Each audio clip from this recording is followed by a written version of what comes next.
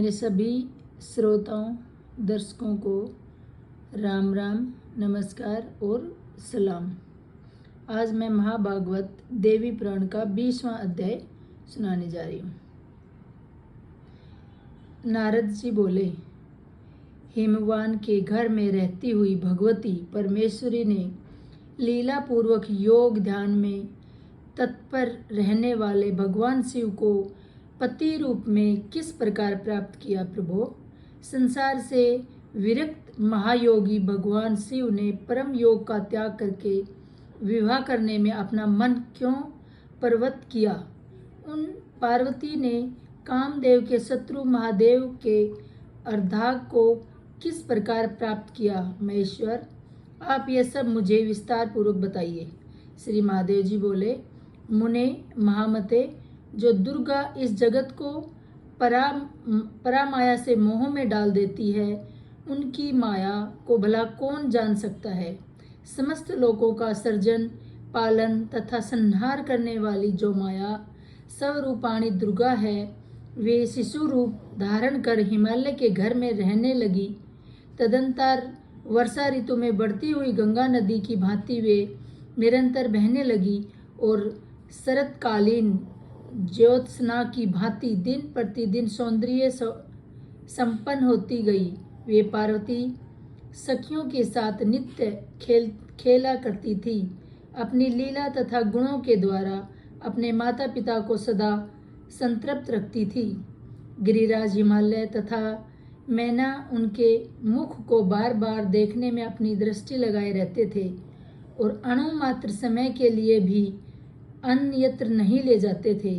मुनि श्रेष्ठ, तप करने वाले के लिए कुछ भी असाध्य नहीं है और तप करने से जो प्राप्त नहीं हो सकता, उस फल का कोई अस्तित्व ही नहीं है।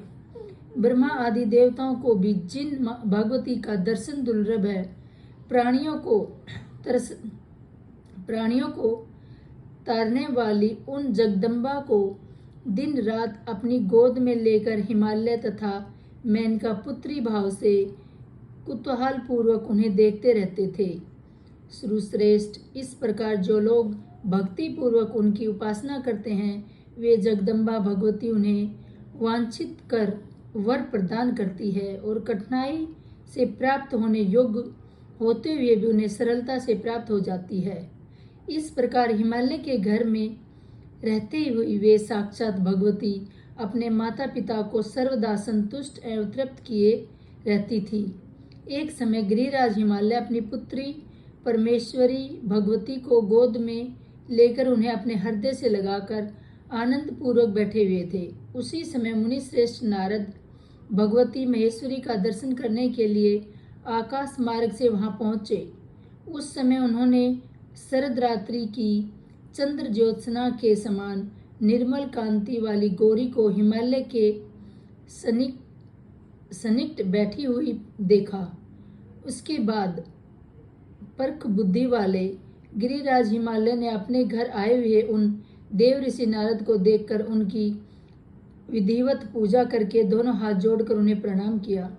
तत्पश्चात आसन पर विराजमान होकर नारद मुनि ने पर्वतराज हिमालय को हर्षित करते हुए उन्हें कहा, गिरिराज, मैंने अपने आप से जो कहा था कि साक्षात आदित्य रूपाणी प्रकृति आपकी पुत्री रूप में उत्पन्न होगी, अब तो आप उन्हें जान गए होंगे। उसी कारण से कल्याणमयी भगवती प्रकृति ने आपकी पुत्री रूप में स्वयं जन्म लिया है। ये प्रेमवश शंभु के अर्धांग को ग्रहण करके उनकी भार्या के रूप में प्रतिष्ठा होगी। वे शंभु भी इन्हें छोड़कर किसी दूसरी स्त्री के साथ विवाह नहीं करेंगे। गिरिश्रेष्ठ, भगवान शिव इन्हीं के द्वारा अद्रेश्वर कहे जाएंगे।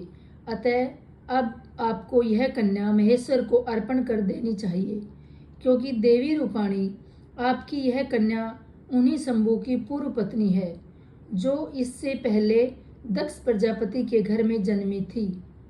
महामते, इन दोनों में परस्पर जैसा प्रेम होगा, वैसा प्रेम किन्हीं भी पति पत्नी में न तो हुआ है और नहीं होगा। भगवान शिव इन्हीं की शक्ति से देवताओं के अनेक कार्य संपन्न करेंगे। इन भगवती का पुत्र भी महान बलशाली तथा पराक्रमी होगा, जिसके समान बलवान योद्धा न तो हुआ है और नहीं होगा। अतः आप किसी अन्य को यह कन्या देने के लिए मन मत बनाइए। नारद मुनि का यह वचन सुनकर गिरिराज हिमालय ने उनसे कहा, सुना जाता है कि देवताओं के लिए भी अगोचर वे महेश्वर अनासक्त तथा महान योगी हैं और उन्हें कठोर तपस्या भी की है। निवारकार ब्रह्मा में सर्वदा अपना चित्त लगाए रखने वाले ये निश्चिंत शिव अपने अंतकरण में केवल परम ब्रह्म को देखते रहते हैं, बाहर की ओर अपनी दृष्टि भी नहीं डालते।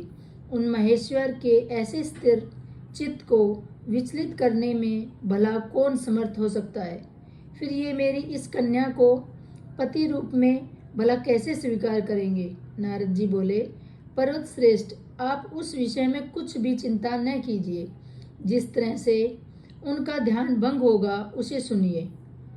असुराज तारकासुर ने मादंग होकर सभी देवताओं को बंधुओं को सहित जीतकर इंद्र का राज्य छीन लिया है। उसी प्रकार वह तारकासुर अन्य देवताओं के भी अधिकार बलपूर्वक छीनकर ब्रह्मा जी के द्वारा दिए गए वर के अनुसार तीनों लोकों का एकमात्र अधिपति बन बैठा है। ब्रह्मा जी ने भगवान शिव के अमित तेजस ओरम पुत्र के द्वारा उस दुराचार की मृत्यु होना सुनिश्चित किया है। इसीलिए ब्रह्मा जी के आदेश के अनुसार इंद्र आदि सभी देवता अत्यंत सावधानी पूर्वक महादेव को विमोहित करने के लिए प्रयत्नशील होंगे। पर्वत श्रेष्ठ, यह सब कार्य केवल निमित्त भर एवं लौकिक ही होगा। वास्तविकता तो यह कि आपकी यह पुत्री ही महादेव जी को सम्मोहित करेगी। आपकी यह कन्या जगत को मोहित करने वाली महामाया है, विष्णु को सम्मोहित करने वाली लक्ष्मी है और शिव को सम्मोहित करने वाली शिवा है। महान योगी ये महाकालेश्वर स्थित चित्त में समाधि में स्थिर होकर अपनी अंतर्यामी प्रिया महाकाली का दर्शन करते हैं और इन्हीं के लिए ये आत्म स्वरूप में मन को स्थिर करके निरंतर तपस्या कर रहे हैं। इन्हें पुण्य पत्नी के रूप में प्राप्त करके वे योग मुक्त हो जाएंगे।